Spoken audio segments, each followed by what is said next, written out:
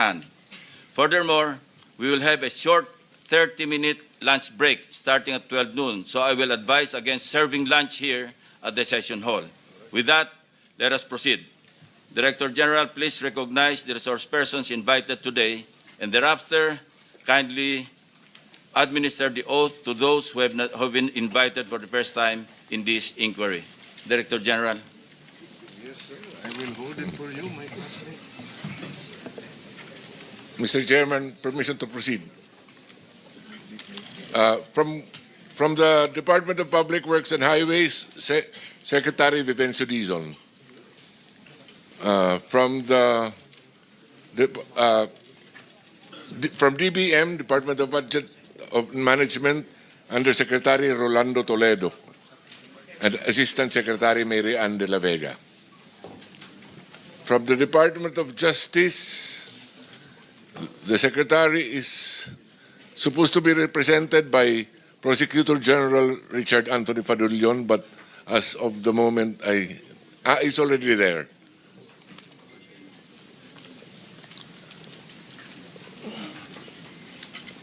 From the PAGCOR, they are represented by Assistant Vice President for Gaming, Licensing and Development Department.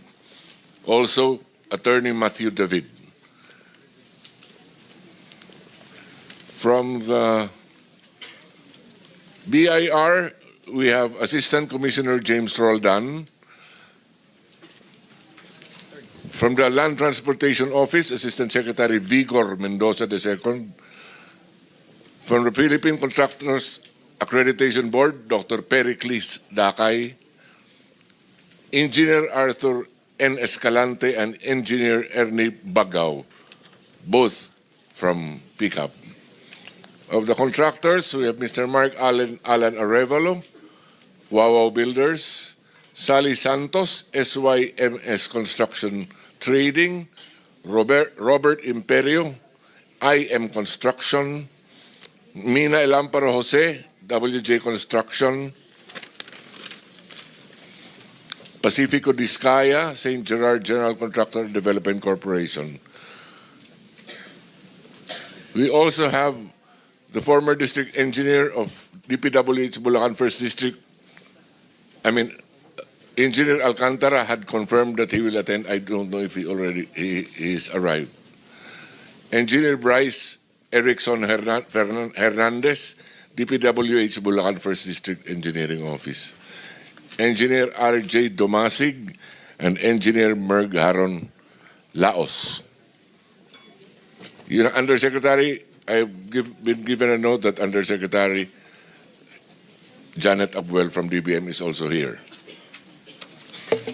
That is all, Your Honor. Mr. Chair. I will ask. Mr. Chair. For a while, Okay. we will just administer the oath to those For those who are here for the first time, kindly stand and raise your right hand. Do you swear or affirm to tell the truth, the whole truth, and nothing but the truth in this proceeding? Thank you. You may take your seats. Well, it's a pleasure of Senator Marcoleta. Thank you, Mr. Chair. In the agenda, I can see that Yusek Maria Catalina Cabral was invited, but I don't see her in this room, Mr. Chair. Why? May we hear from Secretary Vince Dizon? Mr. President, Mr. Chairman, good morning po sa members ng Blue Ribbon Committee, honorable members of the committee. I think for former Undersecretary Cabral, I just want to inform the body that I officially accepted the courtesy resignation of Undersecretary Cabral 2 nights ago.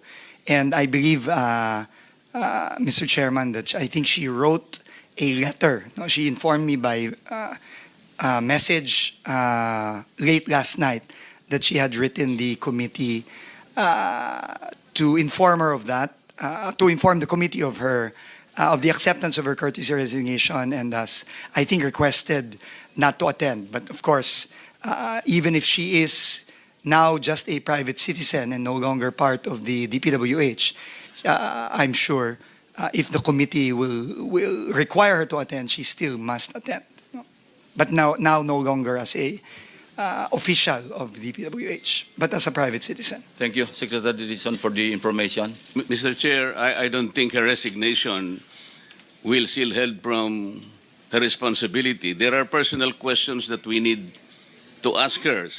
More particularly, Mr. Chair, your own expose, I still recall in your last privilege speech, her text message to Senator Soto is very damning. I mean, it is something that we need to properly process. It is something that is probably within the heart of the system of DPWH. So kahit na mag-resign po siya, it will not matter to us. There are personal questions that we need to ask. Salamat po.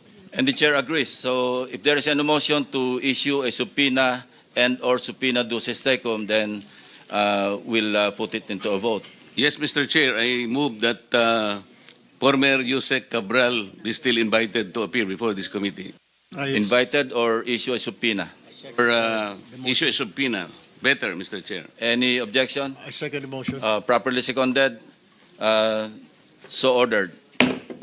Mr. Chairman, if I may po, just to Yes, please, Secretary. consistent with this po, we have also made public that while former Undersecretary Cabral is no longer with the DPWH, we have been very clear in the new leadership of the DPWH that this does not in any way stop us from continuing our internal investigations on finding out who should be liable for the clear crimes that have been committed against our people. So we will continue that investigation regardless of whether she or any others will no longer be part of the DPWH. Thank you very much, Mr. Chairman. Thank you. Some administrative announcements. Secretary Dizon and the AMLC representatives present here asked the chair to be excused by noon time. So if there are questions that will be addressed to them, kindly ask the questions before 12 noon. Thank you very much. So Senator Pangilinan is recognized.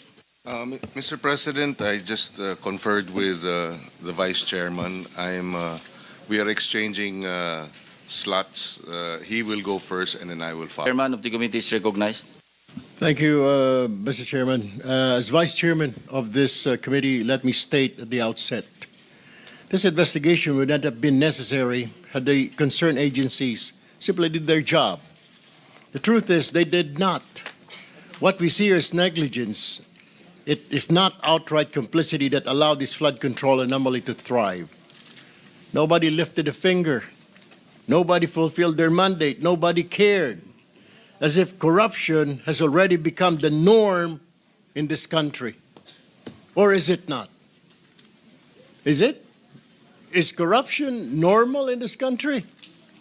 This is what this hearing is all about, to come up with a law so this will never ever happen again. Let me start with the GPBB. Are you here?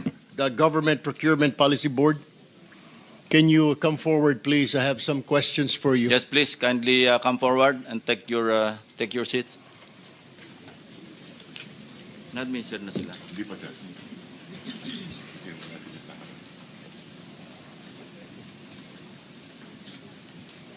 Classmate, seatmate. Hindi, dito na lang, wala ka sa mabusin. Oo, sige. Oo, kaya na.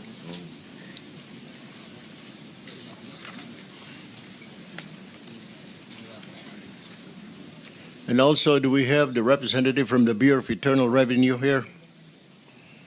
Committee Secretary? Yes, Mr. Chair. Thank you. Sige na, pakian na sa GP po. Sige, go ahead. Administer. Kindly stand and raise your right hand. I already have. Okay, thank you. All right, thank you. Please proceed. Can you identify yourself, please? Resource person. Good morning, Mr. Chair, honorable members of the committee. I'm Maria Ginesha Rivera Guillermo. I'm actually the officer in charge of the Government Procurement Technical Support Office. I'm as well as an appointed Deputy Director General, Your Honor. All right. Based on the data, Mr. Chair, from the Philippine Center for Investigative Journalism, among the top 15 contractors that have been named by the President, the following had a poor unsatisfactory contractor's performance evaluation. Tama po ba? Nagbigay po kayo ng ilan? Tama po ba itong report ng PCIJ, itong SunWest, Legacy, EGB, Equiparco, MG Samidan, LRTK Builders, ay ilan lamang at High Tone at Real Road Edge, ay ilan lamang sa mga kontratista na may poor or unsatisfactory contractor's performance? Mr. Chair? Mr. Chair, Your Honor, the CPES report or the Contractor's Performance Evaluation System report bears those po as the unsatisfactory po na rating nila sa CPES. Just to clarify, if I may, Your Honor, Mr. Chair, the CPES is posted po sa GPPB website. However, this is being provided po by the CIAP po. And it's part of our mandate to be providing this po as part of our transparency measure with respect to government procurement. So totoo po ito, yung report na ito pong 8 contractor na ito out of the 15 that were named, meron po silang poor unsatisfactory performance. Tama po? If we, Ma'am, Mr. just Chair, say kung tama or hindi po tama. it bears, yes, Your Honor, it's in the report po. All right. Now, my next question, what do you do pag meron po mga unsatisfactory na mga report na ganitong contractor? Ito po ba ipopost lang ninyo? Hindi nyo pa bibigyan ang DPWH, ang PICAB na report na at pagkatapos po, correct me if I'm wrong, pag may mga ganito po poor performance, di po ba bina-blacklist po ninyo ito? Tama po din ba itong report na natatanggap ko? They're blacklisted? Mr. Chair, Your Honor, may I clarify po that the CPES report is prepared by the CIAP. Okay. And then the CIAP is actually having a lot of CIAP implementing offices, which of course they have to accredit. One of which is meron po ang DPWH na tinatawag po nilang CPES unit po, implementing unit.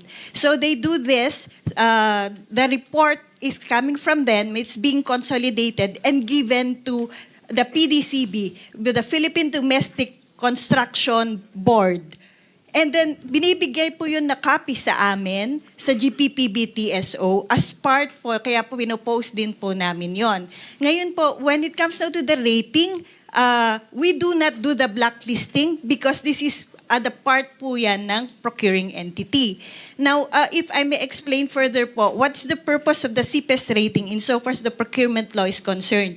Under RA 9184 po, before this is only being looked into kapag ka-part po siya ng submission to support po yung single largest completed contract ng isang contractor. Meaning po, kapag magbibid po sila, yun po ay hinihingi as part po ng SLCC, yung sinusuportahan po niya.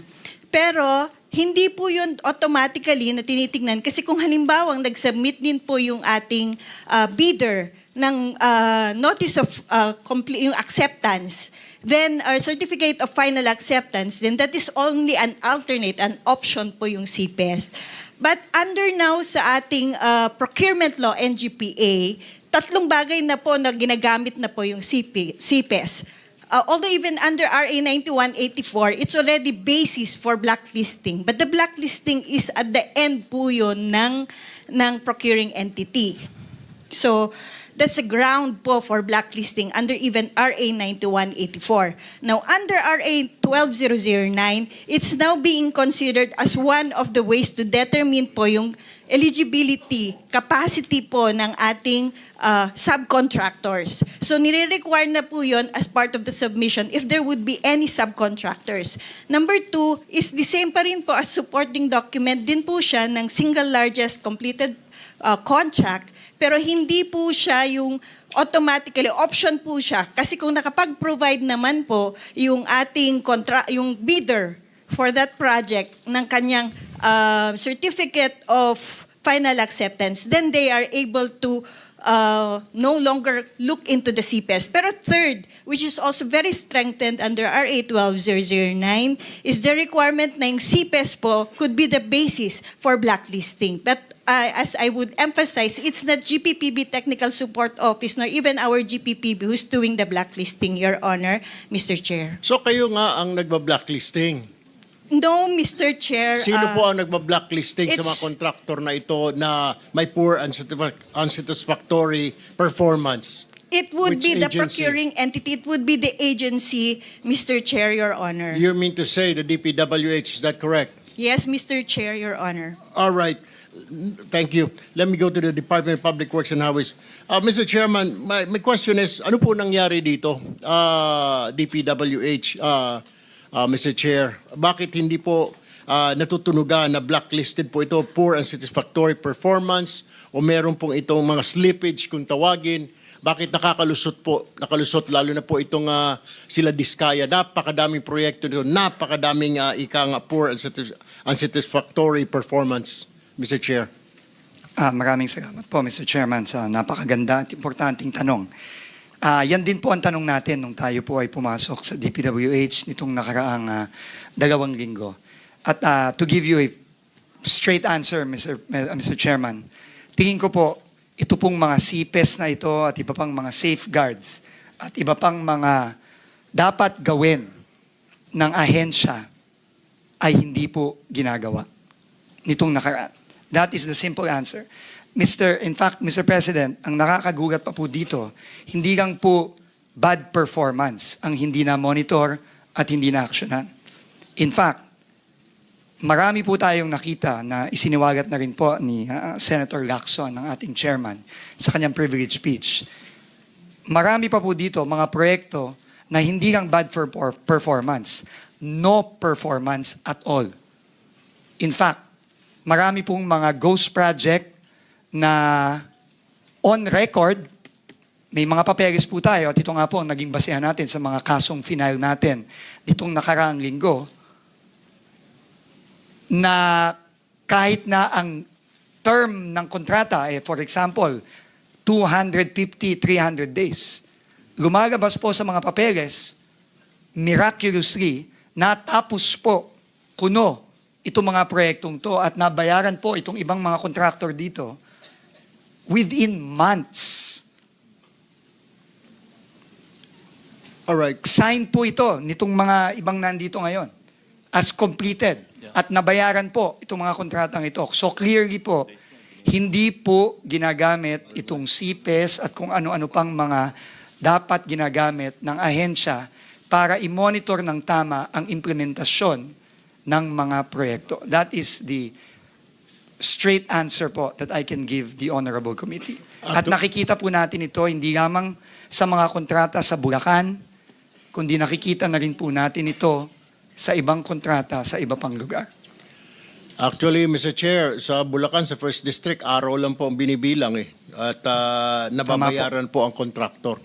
Anyway, in the course of in your investigation, Mr. Chair, what are the ghost projects added to the list and substandard?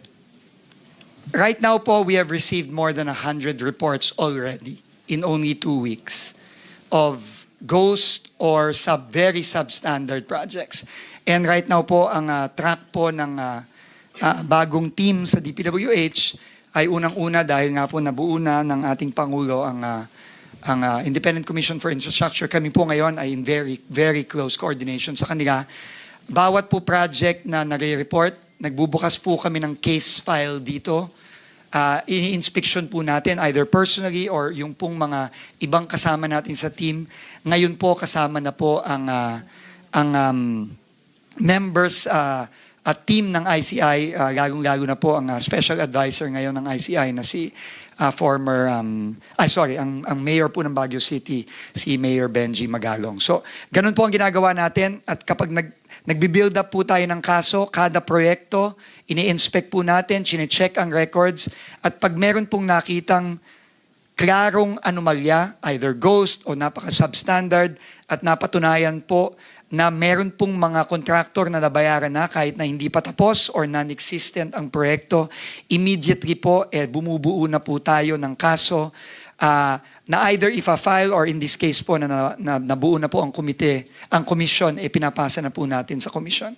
All right, Mr. Chair. Bilisan na lamang po natin ang pagsasagot Mr. Chair, kasi po marami po pong nakapila at only Pasensya na po, Mr. Chair. 2 minutes and 39 seconds. No, I understand po because you're explaining it properly. Ang tanong ko lamang po kasi, so, will you agree with me na may collusion po talaga? Yung mga dating opisyal na DPW simula sa taas hanggang sa baba, hanggang sa mga district engineer, project engineer, nakikipagsabuatan sa mga kontraktor para kumita. Absolutely agree, Mr.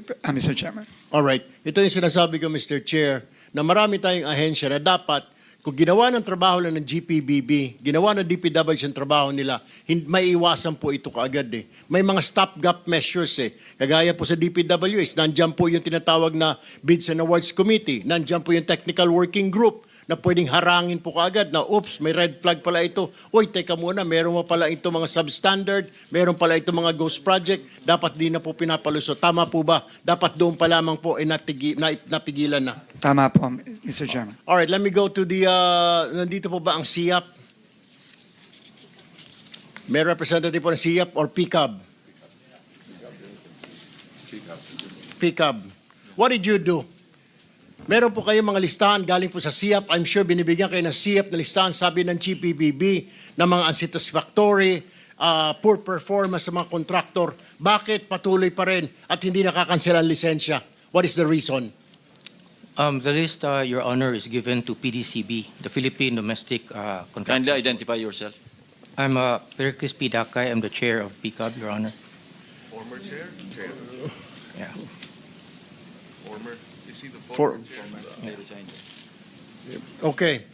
So, alam ho ninyo, under po sa Republic Act 4566, may kapangyarihan po kayo na mag-imbestiga at aksyonan ang anumang mga kontraktor o isuspende, i-revoke ang kanilang lisensya. Tama po ba yon?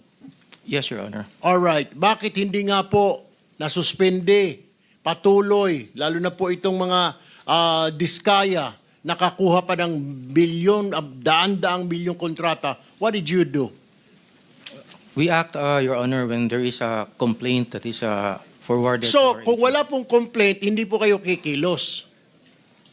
Tama.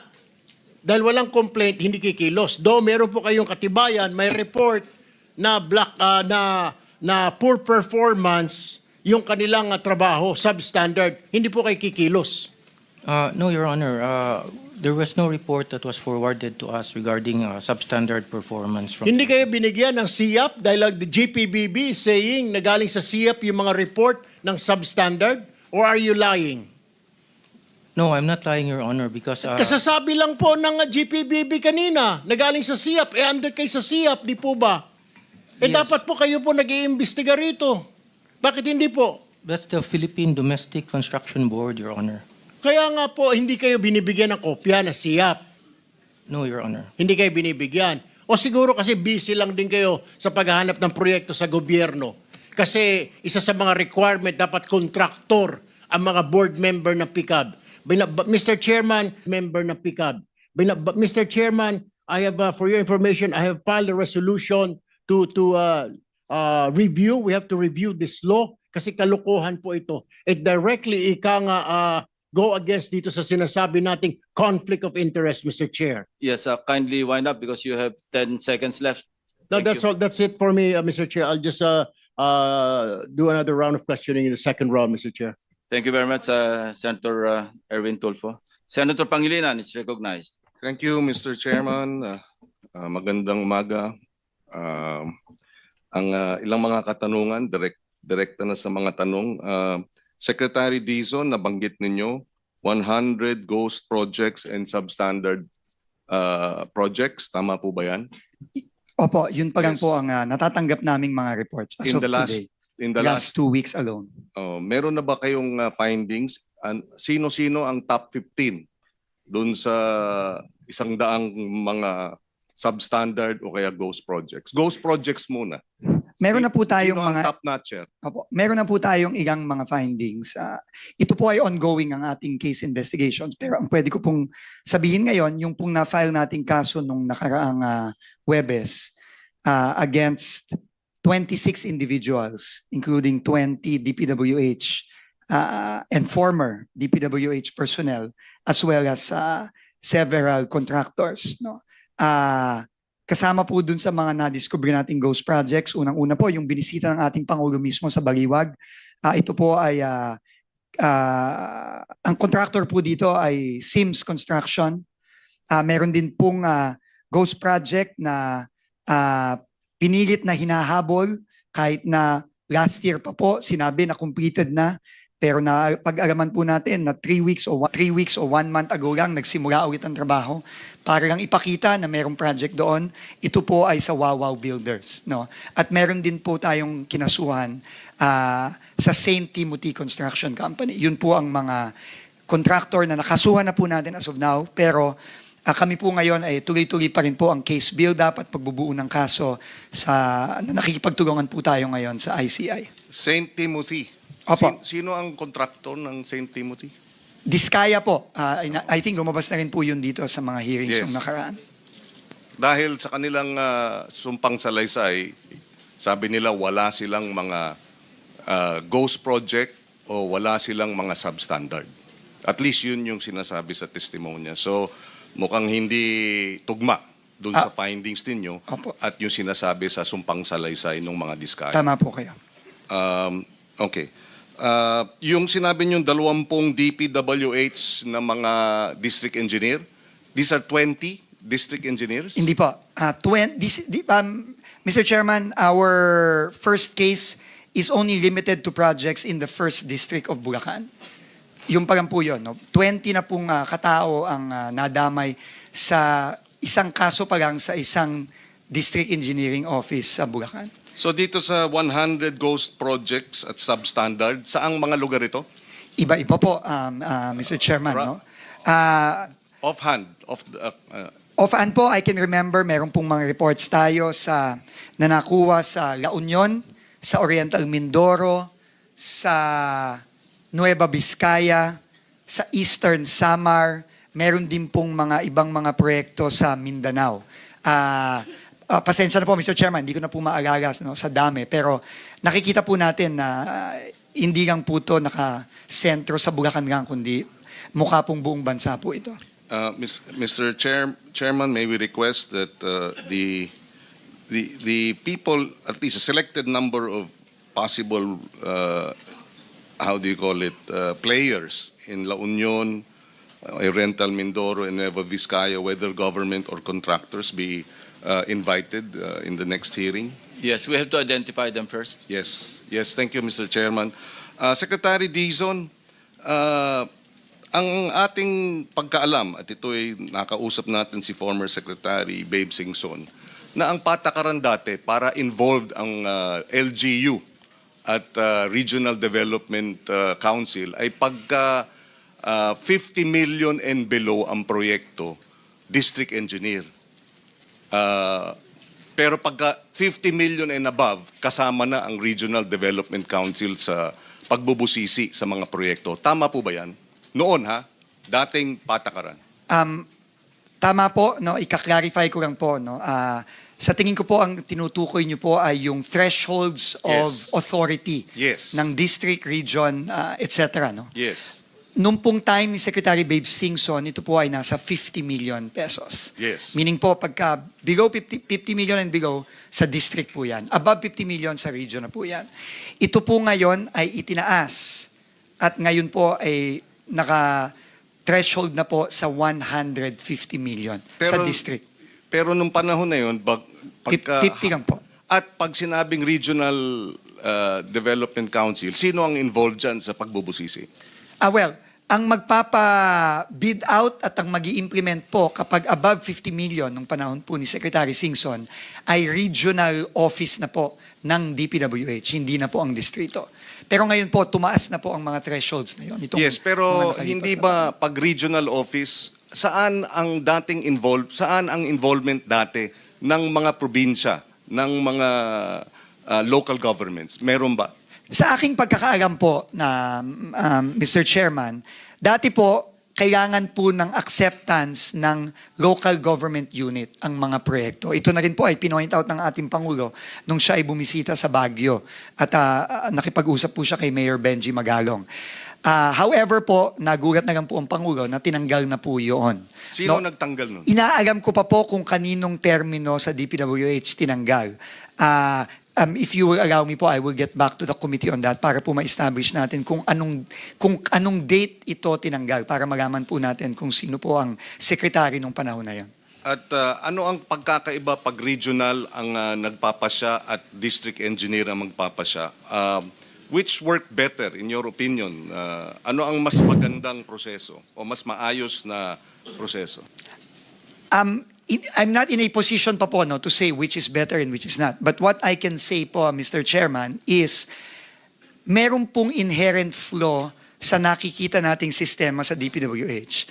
Kasi po, lalong-lalo na dito sa mga proyektong inaaral po at binubusisi ng committee ngayon, madalas po, or in fact, most of the time, hindi po ito dumaan sa Local Development Council, hindi po ito dumaan sa Provincial Development Council, at hindi din po dumaan ito sa Regional Development Council. To quote po si Governor Bons Dulor ng Oriental Mindoro, nung kasama ko po siya at nag-inspect kami doon, para na lang daw sumulpot parang kabuti itong flood control project sa Nauhan, sa sarili niyang bayan, hometown po niya yon.